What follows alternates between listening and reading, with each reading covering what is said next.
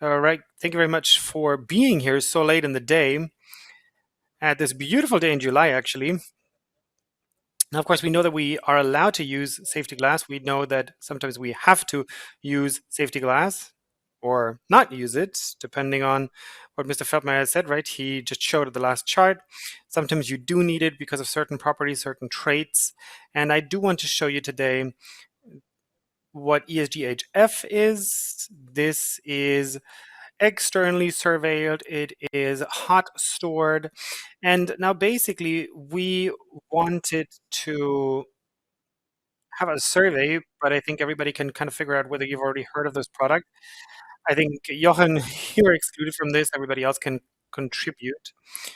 So I think the nice thing about glass is if the glass isn't broken like so, you can't really see if certain refinements, you don't really know if it's heat soaked or whatever is going on there. So the question is, what does RAL have to do with this safety glass? I hope at the end of the presentation you will understand. So where do you use ESG? I'm sure you know this single pane safety glass, the toughened safety glass. It's wherever you need mechanical stiffness, where you need to increase the mechanical stiffness. It's a monolithic element. And, just a short excursion, not in detail. Where is this coming from? This is, of course, lime, soda, different elements.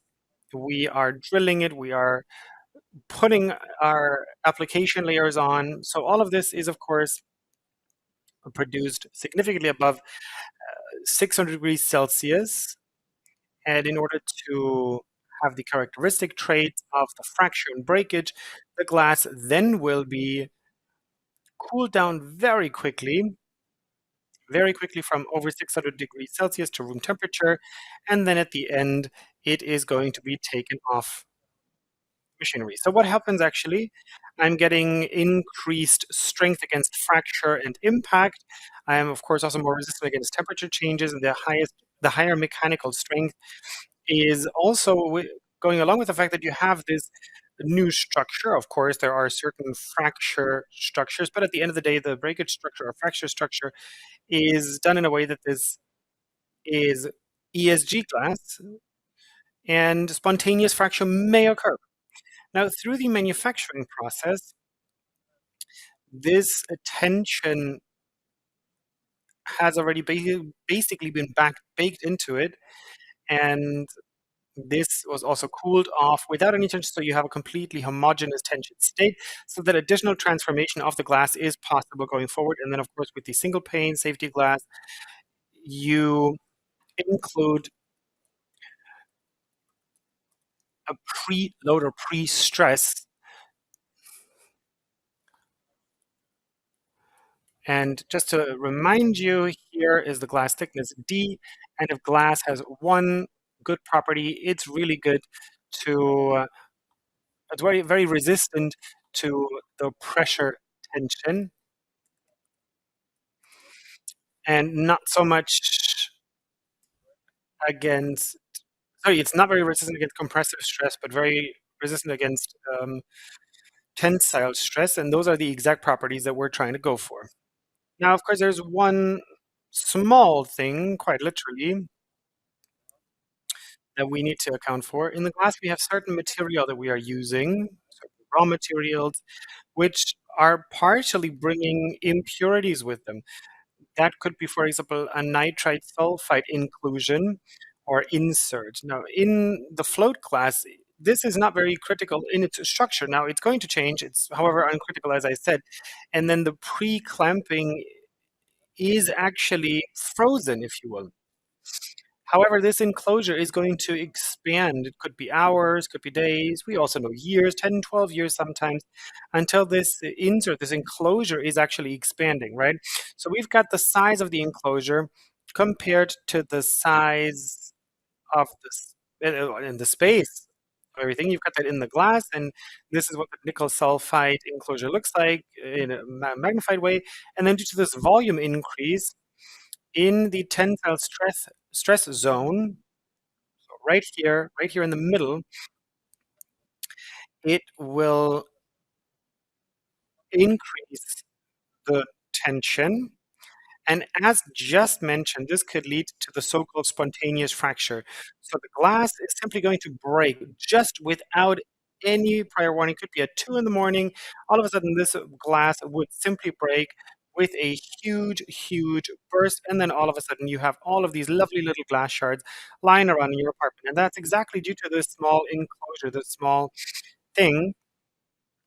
It's basically 50 mu that has destroyed the tensile strength or tensile strength resistance. Now, what can you do? Here's the explanation. This delayed phase transition is, of course, taking place. We also have the volume increase, which has led to these internal tensions. This is also, of course, due to the thermal expansion, which is larger than the glasses.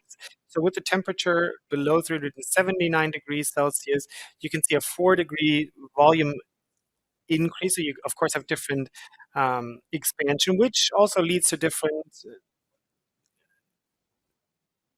impact, different tension increases. And at the end of the day, under certain constellations, like these would trigger the so-called spontaneous fracture or breakage. Now, of course, the question arises, can you live with this residual risk? No, you don't have to. Because with the hot-soaked ESG, we have to fulfill exactly what Professor Feldmayer was talking about, right? So basically, this probability of failure of 1 to 1 million is what we really need to fulfill. And this probability of failure is what can be increased by hot soaking it, right? So we are artificially enlarging this enclosure in a hot soaking procedure.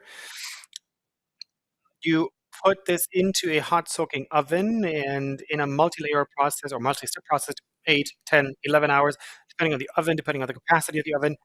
This could simply take a couple of hours. And with that, the glass would actually be increased in temperature up to 280 degrees Celsius. And the baseline is always the product norm for hot soaked single pane glass E17490 from 2005.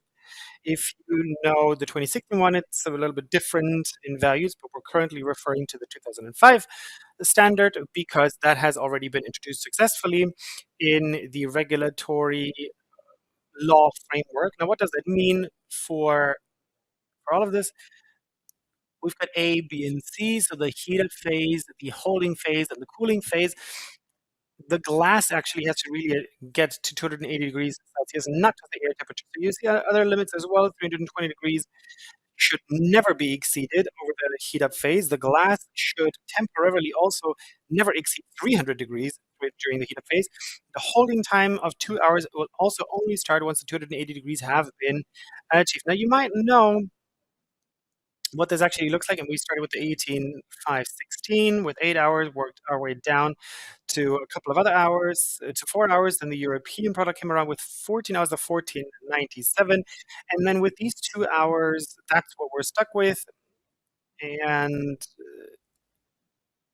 due to the European law, of course, this was changed. And now, yeah, we've basically just laid out with these 2 hours of holding time. Also, this applies to ESG.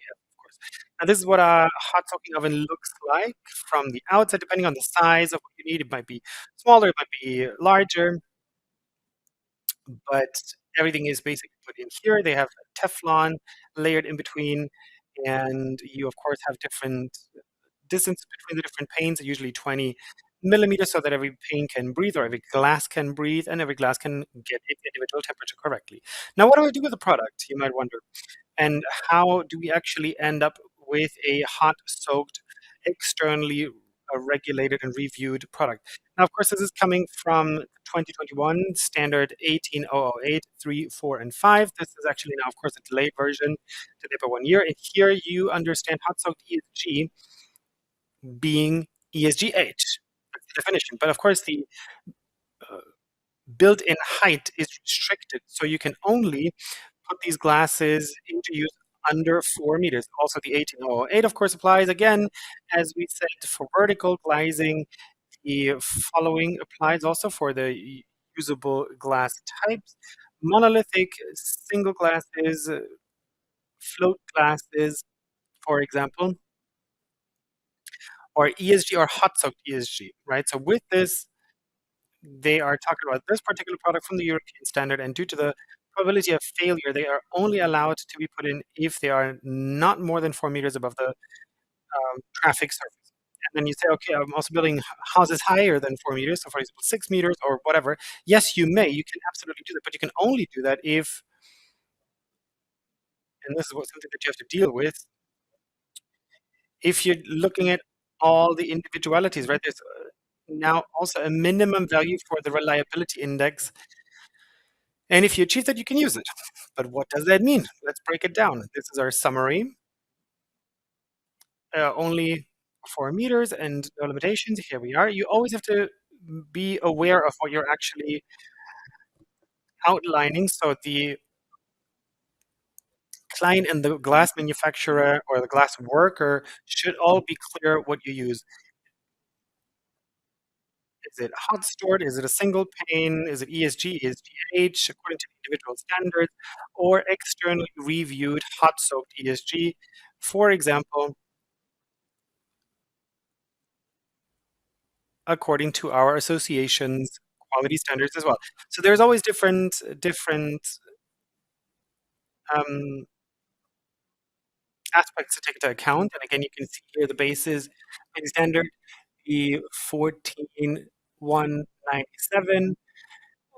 Now will get this reliability index of 4.97 in this category that is called surveillance category by adhering to all of this. And again,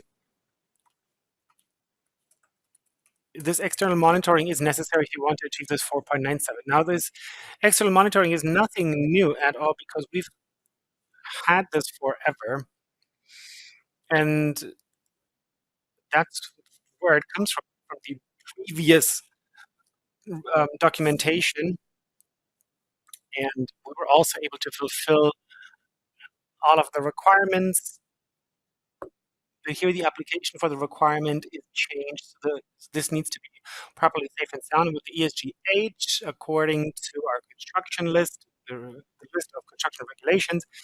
You will get a so-called Z sign, which is a certificate of conformity. Now, I saw the last couple of slides about RAL, the institute with the quality mark. I don't really need to say too much about that. RAL and its quality mark is, of course, a German institute for quality assurance. And it basically is, awarding the quality mark. RAL is, of course, located in Bonn. You saw this on the previous slide. At the moment, there are 112 quality groups. Here we've got 113, so it might go up and down. There's also, of course, geographic aspects that are being handed out for the institute, for example, for Bavarian beer. So it's a very regional element into it. And all in all, we have 148 RAL quality marks. In the construction industry, we have 57 quality groups. And the most important thing is, of course, this independent external monitoring. And so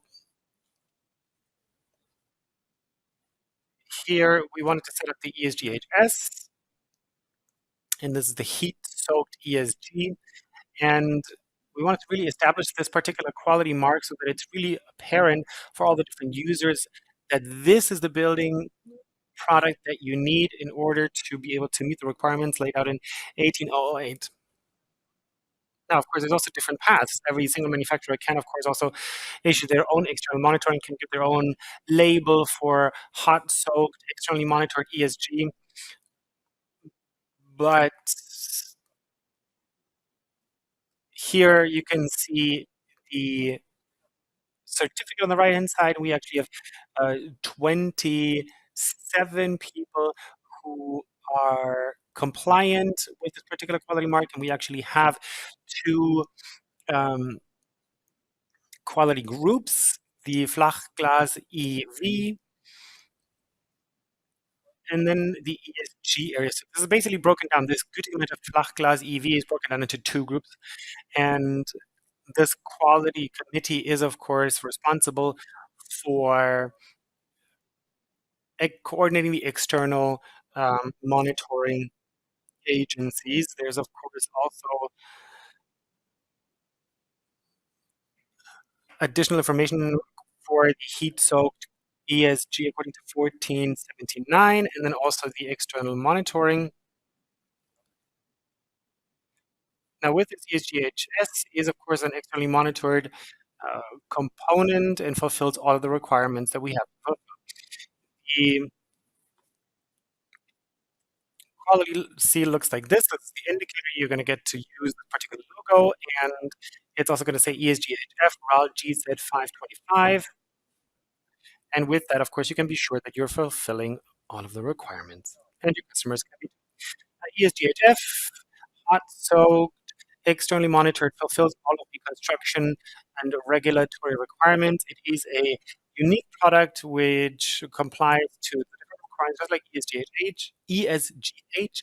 We have a regular assessment of quality and test requirements. The external monitoring helps to continuously improve the product and the qualification of your employees, and you have a clear sign of the quality mark. With that, of course, it's very easy to see that you have a high quality product, and we're going to make sure that it stays this way, and we are always in compliance, of course, with the regulatory law framework. Now, this is it on ESGHF. I am early, I know. I hope it was sort of understandable in terms of what we can offer you, what you can, should, maybe want to order from your suppliers, and that's it. Thank you very much. Thank you, Michael.